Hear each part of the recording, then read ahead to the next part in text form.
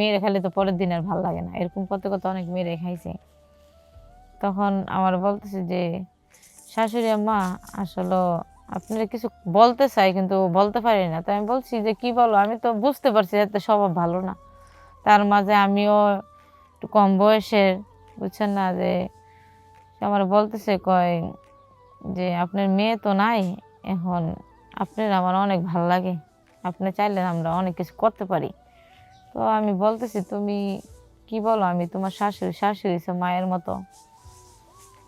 আচ্ছা, তো মনে মনে ভাবলাম যেতে এমনি তো তার চরিত্র ভালো না, তার তো এটা অভ্যাসই, তো দূরে যেতে হ্যাঁ না যায়, হ্যাঁ কন্ট্রোলে আনার জন্য আমি তার প্রস্তাবে রাজি হয়েছি। রাজি হইয়া তার সাথে মানে আমাদের মধ্যে এভাবে অনেক কিছু হয়ে গেল। হয়ে যাওয়ার পরে দেয়া তারপরে দেয়া আমার ইচ্ছে করতেছে না তার সাথে কোনো কিছু করতে, বাধ্যতামূলক বিশ্বাস করেন। একমাত্র আমার মেয়ের সংসারটা গোছায় রাখার জন্য, আমার মেয়ের জামাইয়ের কন্ট্রোলে আনার জন্য, ভালো করার জন্য আমি তার সাথে মিশছি, ঠিক আছে? আসলে কিন্তু অন্য কিছু না। তো তার সাথে তার এরকম করতে করতে আমি একদিন বুঝালাম যে দেখো, তুমি নিজে ইনকাম করে তো টাকা নষ্ট করো না, আমার মেয়ে অনেক পরিশ্রম করে সেটা তোমার টাকা দেয়, ওই টাকা তুমি মেয়েদের পিছনে খরচ করো, ওইটা তো ঠিক না বাবা, এইসব করা ভালো না। কি বাবাটা আপনি এসব কি করেন, আপনি এইদিকে এন, এই কথা কয়ে হ্যাঁ আমার হাত ধরে টান দিল।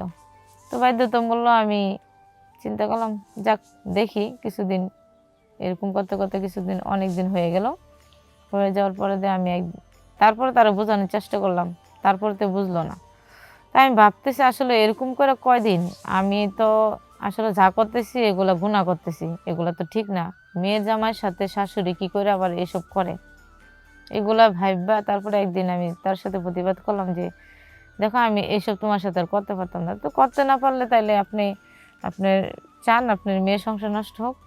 যে না, আমি তো আমার মেয়ের সংসারটা ধইরা রাখার জন্য তুমি যাতে ভালো হও তাই বিধে আমি তোমার সাথে শাশুড়ি হয়ে আমি তোমার সাথে মিশছি তোমাকে ভালো করার জন্য। দেখো তুমি এইসব ছাইড়া দাও, তুমি ভালো হয়ে যাও, ভালো হয়ে মানে দিন যাপন করো, তোমার তো কোনো কিছুর অভাব নাই। তাহলে আমার নাম কাকলি, আমার বাড়ি হয়েছে কসবা। তো আপনাদের মাঝে উপস্থিত আমি কিছু কথা বলার জন্য, দয়া করে আমার কথাগুলো মনোযোগ সহকারে শুনবেন। কথা হলো যে এই আমার বিয়ে হয়েছে, ঠিক আছে, বিয়ে হয়েছে, আমার একটা মেয়ে আছে। ওই মেয়েটা একটু ছোট থাকতে আমার হাজবেন্ড মারা গেছে। তো ওই মেয়ে এখন বর্তমানে উপযুক্তই, তো মেয়ে তো বিয়ে দেওয়া দরকার। তো আমি কি করলাম, যেভাবে যেভাবে হোক মেয়েটারে, আমার কিন্তু বয়স কম, বুঝেনি তো একটা মেয়ে হইলে আর মানুষের কতটুকু বয়স হয়। তো আমার মেয়ে উপযুক্ত, ঠিক আছে, আমরা কোথাও বেরোলে আমরা যে মেয়ে মা এটাকেও মেয়ে করে না, ভাবে যে আমরা বোন, এরকম মানে আমাদের দেখতে কি দেখে না, কিছু কিছু মানুষ যে বয়স হলেও ধরা যায় না, দেখতে বয়স দেখা যায় এরকম আর কি। তো ওই মেয়ের বিয়ে দিলাম, বিয়ে দেওয়ার পরে দিয়ে যেভাবে হোক মেয়েদের বিয়ে দিলাম, দেওয়ার পরে দিয়া হাজবেন্ড, আমার মেয়ের হাজবেন্ড মানে মেয়ে হাজবেন্ড রাইখা বাহিরে চলে গেছে।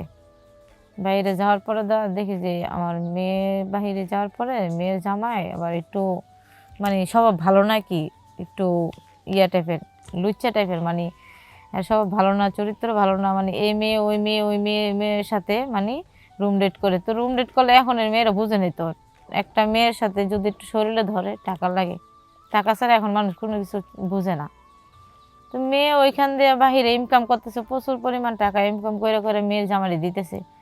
আর দেখি যে মেয়ে এখান থেকে ইনকাম করে দেয়, আর মেয়ের জামাই খালি ওইখানে এই মেয়ের সাথে ওই মেয়ের সাথে হুসকিনাসি করে রুম ডেট করে ওই টাকা নষ্ট করে। আজকে এই মেয়ের সাথে করে টাকা দেয়, কালকে এই মেয়ের সাথে।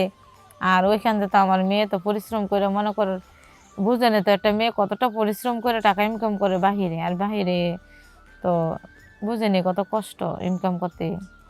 তো এরকম করতে করতে অনেক দিন হয়ে গেল।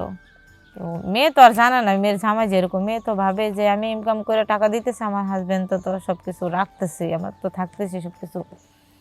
তো একদিন আমি মেয়ের বাড়িতে গেলাম, যাওয়ার পরে শুনলাম যে এক মহিলা বলতেছে দেখেন আপনি যে মেয়ে বিয়ে দিছেন, আপনি মেয়ের জামাইয়ের সম্বন্ধে কতটুকু জানেন আপনি? তো আমি বললাম মেয়ে তো বিয়ে দিছি, ছেলে ভালো ভালো বিদায় আমি দিছি, আর হ্যাঁ তো বাপ নাই, আমি যেভাবে যেভাবে হোক ছেলেটা ভালো দেখে আমি এটা এতটা বয়স হয় না বিয়ে দিছি। বলতেছে ওই মহিলা বলতেছে যে আপনার ছেলে মেয়ের জামাই তো স্বভাব ভালো না, আপনার মেয়ে ওইখান দিয়ে বাহির থেকে ইনকাম করে দিতেছে আর সে এই মেয়ের ওই মেয়ের পিছনে টাকা নষ্ট করতেছে, তো লাস্ট পর্যন্ত তো আপনার মেয়ে পাইবে 0 পয়েন্ট। তো আমি ভাবলাম আসলে তো হ্যাঁ, তো এরকম না, তাইলে তো এরকম যদি কইরা থাকে তাইলে তো বলে, নাইলে কি মানুষ কারো সম্বন্ধে কোনো কিছু বলে? হয়তো সত্যি হইতে পারে। তা আমি বলতেছি যে আচ্ছা আমি এখানে 1-2 দিন থাকি, থাইকা দেখি মেয়ের জামার পরিস্থিতি কিরকম বা কিভাবে চলতেছে সে। তো ওইখানে একদিন থাকার পর দেখলাম যে আসলে তো ঠিকই ওই মহিলা যে বলছে খালি আমার মেয়ে ইনকাম করে দিতেছে, সে খালি একের পর এক মেয়ে আনতেছে, ওই মেয়ের সাথে এই করতেছে সে করতেছে, টাকা দিতেছে, মেয়েরা তো কাজ করে টাকা নেয়, কাজ করে টাকা নেয়।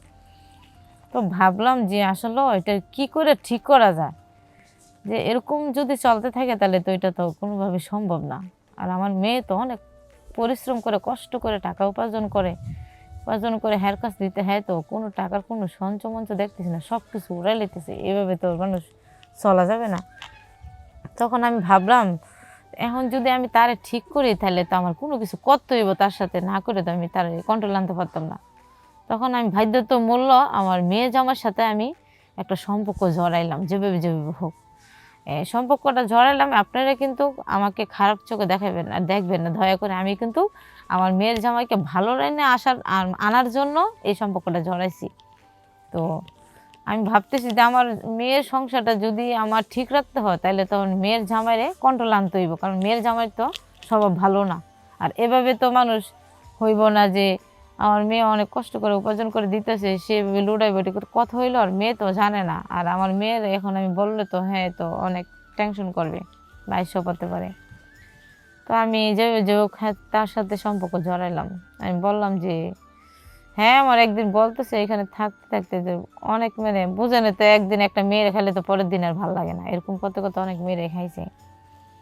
তখন আমার বলতেছে যে শাশুড়ি আম্মা আসলে আপনারা কিছু বলতে চাই কিন্তু বলতে পারি না। তাই আমি বলছি যে কি বলো, আমি তো বুঝতে পারছি এতে স্বভাব ভালো না, তার মাঝে আমিও একটু কম বয়সের, বুঝছেন না, যে আমার বলতেছে কয় যে আপনার মেয়ে তো নাই এখন, আপনার আমার অনেক ভাল লাগে, আপনি চাইলে আমরা অনেক কিছু করতে পারি।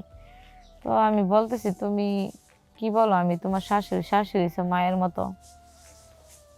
আচ্ছা, তো মনে মনে ভাবলাম যেতে এমনি তো তার চরিত্র ভালো না, তার তো এটা অভ্যাসই, তো দূরে যেতে হ্যাঁ না যায়, হ্যাঁ কন্ট্রোল আনার জন্য আমি তার প্রস্তাবে রাজি হয়েছি। রাজি হইয়া তার সাথে মানে আমাদের মধ্যে এভাবে অনেক কিছু হয়ে গেল। হয়ে যাওয়ার পরে তারপরে আমার ইচ্ছে করতেছে না তার সাথে কোনো কিছু করতে, বাধ্যতামূলক বিশ্বাস করেন একমাত্র আমার মেয়ের সংসারটা গোছায় রাখার জন্য, আমার মেয়ের জামাইয়ের কন্ট্রোলে আনার জন্য, ভালো করার জন্য আমি তার সাথে মিশছি, ঠিক আছে, আসলে কিন্তু অন্য কিছু না। তো তার সাথে তার এরকম করতে করতে আমি একদিন বুঝালাম যে দেখো তুমি নিজে ইনকাম করে তো টাকা নষ্ট করো না, আমার মেয়ে অনেক পরিশ্রম করে সেটা তোমার টাকা দেয়, ওই টাকা তুমি মেয়েদের পিছনে খরচ করো, ওইটা তো ঠিক না বাবা, এইসব করা ভালো না।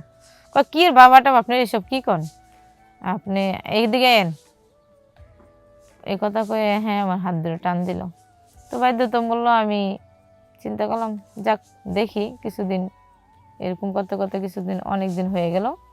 হয়ে যাওয়ার পরে আমি তারপরে তারা বোঝানোর চেষ্টা করলাম, তারপরে তো বুঝলো না। তাই আমি ভাবতেছি আসলে এরকম করে কয়দিন আমি তো আসলে যা করতেছি এগুলা গুনাহ করতেছি, এগুলা তো ঠিক না। মেয়ের জামাইয়ের সাথে শাশুড়ি কি করে আবার এসব করে, এগুলা ভাববা তারপরে একদিন আমি তার সাথে প্রতিবাদ করলাম যে দেখো আমি এইসব তোমার সাথে আর করতে পারতাম না, তো করতে না পারলে তাইলে আপনি আপনার চান আপনার মেয়ের সংসার নষ্ট হোক, যে না আমি তো আমার মেয়ের সংসারটা ধইরা রাখার জন্য তুমি যাতে ভালো হও তাই বিধে আমি তোমার সাথে শাশুড়ি হয়ে আমি তোমার সাথে মিশছি তোমাকে ভালো করার জন্য। দেখো তুমি এইসব ছাইরা দাও, তুমি ভালো হয়ে যাও, ভালো হয়ে মানে দিন যাপন করো, তোমার তো কোনো কিছুর অভাব নাই তাইলে। আর তুমি ইনকাম নিজে নাই করো, আমার মেয়ে তো তোমার ইনকাম করে দিতেছে, তুমি কেন এসব করো, এসব কি ঠিক, এসব ঠিক না। মানুষের কিছু ভালো হও, ঠিক আছে, ভালো হইতে এরকম ভাবে হ্যাঁ বুঝাইলাম, বোঝানোর পরে দিয়া হ্যাঁ বুঝতেছে না। তারপরে আমি তার সাথে অনেক খারাপ ব্যবহার করছি, আমি বলছি যে আমি দরকার লাগলে তোমার মেয়ে আমার মেয়ের তোমার ভাত খাওয়াইতাম না। তারপর আমি আর তোমার সাথে এসব করতাম না যেতে। আমি তো এসব করছি তোমার সাথে বাধ্যতামূল্য যেতে। আমি চাই আমার মেয়ের সংসারটা ভালো থাকো, আমার মেয়ে জামাই ভালো হোক। যেহেতু তুমি ভালো হইতেছে না তাহলে তোমার কিছু করার নাই।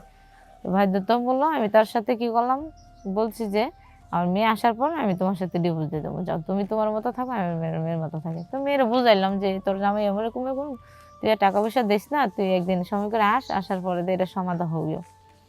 তো এ একই মানুষ আসলে যে কিছু মানুষ কিছু কাজ করে বাধ্যতামূল্য, যে কিছু মেয়ে অথবা খারাপ হয় যে এগুলা কিন্তু বাধ্যতামূল্য হয়। যেরকম আমি যেমন মেয়ের জামাইয়ের সাথে এসব করছি, ঠিক আছে, আপনারা অনেকেই ভাবতেছেন যে আসলে ওই মেয়েটার চরিত্র কত খারাপ, কত খারাপ হইলে একটা মেয়ের জামাইয়ের সাথে পরে কে করতে পারে, শাশুড়ি। আসলে কিন্তু এরকমটা না। আমি কিন্তু আমার মেয়ের সংসারটা রক্ষা করার জন্য আর আমার মেয়ের জামাইকে ভালো লাইনে আনার জন্য আমি তার সাথে জড়াইছি, ঠিক আছে। তো কেউ আমাকে খারাপ দৃষ্টিতে দেখবেন না। আপনাদের কাছে একটাই অনুরোধ যে কোনো দিনও মানে এরকম হাজবেন্ড মানে ছেলে দেখা বিয়ে দেওয়া ঠিক না। যেতে যেরকম হোক তার চরিত্রটা যাতে ভালো থাকে এরকম ছেলে দেখে দিন। তার আর্থিক না থাকুক, আর্থিক কম থাকুক, সারাদিন একবারই না খাক, তারপরে তো ভালো। তো এ কি যে মানুষ আসলে কিছু ভুল বাধ্যতামূল্য করে, খারাপ হয় বাধ্যতামূল্য। এ কি আপনারা আপনি ভালো থাকবেন, সুস্থ থাকবেন।